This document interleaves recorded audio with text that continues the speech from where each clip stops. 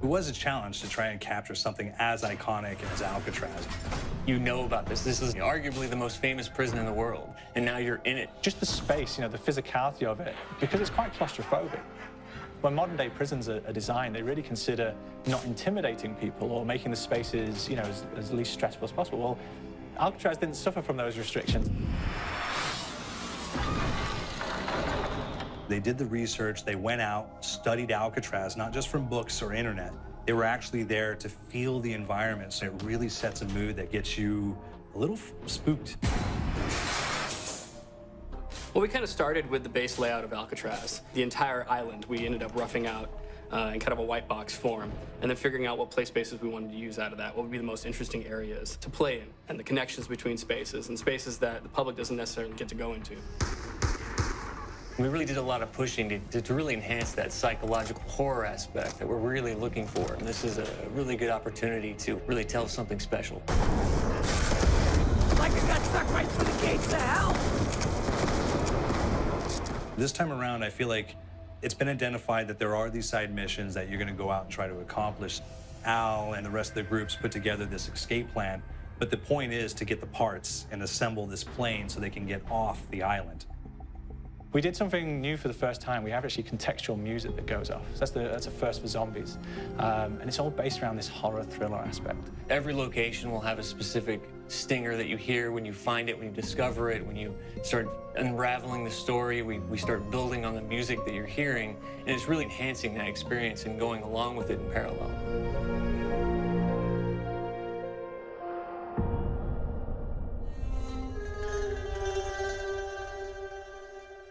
Because we wanted to embrace this kind of horror thriller element, we wanted character actors, guys who could really embody someone and then convey emotion. So that's why we went for guys like Ray Liotta, getting in that kind of guy, we wanted a frantic nature. So he plays a character called Billy Handsome, who's this kind of psychopath who would be employed by the mob to kill people in interesting ways.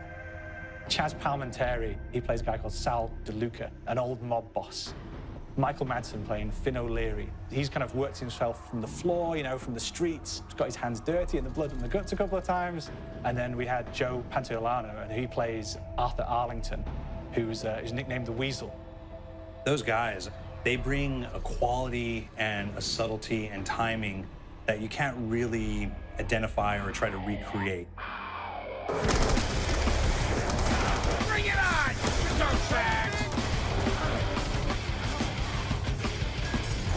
You start off in the afterlife mode, and that's just going to be what's going on. You're going to try to solve the mystery from the second you start. Afterlife, to me, brings a new element, like a new puzzle element. It forces me to think a little bit more or look for the clues or kind of think of zombies on a slightly deeper level. You see clues throughout the map that tell you, ooh, perhaps if I'm in the afterlife, I can interact with this object, or there's some puzzle going on here that I need to be in the afterlife. Back east, I whacked a dirty dentist with one of these. Took forever, too. Alcatraz has a Civil War kind of fort background before it turned into a penitentiary. And so we had this kind of backstory, the idea that the warden would have collected Civil War weaponry. One of them is a Blundergat. It's a fictional weapon, but the idea of the combination between a blunderbuss and a Gatling gun. And possibly, there might be a way of upgrading it to a more fantastical weapon that the players may find. You all gotta go sometime? You just went now. There's one main zombie, one big zombie that's going to come through and wreak havoc on your life. He'll lock down the perk machine, he'll close down the box, so you have to pay to get that open again. So you don't want him to interfere with your process. Now's a good time to pick a fight. It's a fun challenge. It keeps things moving forward. In terms of perks, we have a new perk called Electric Cherry.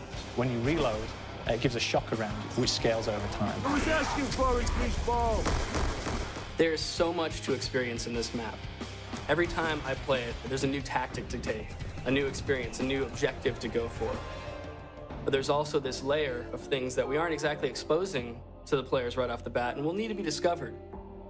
Don't let me go.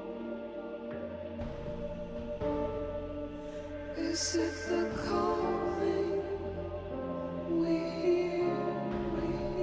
We've got the undead in there, we've got these historical elements, and these fantastic actors all seem to be with peace with each other in this kind of same world. So It's magical, and our team is incredibly excited by it. This is the call.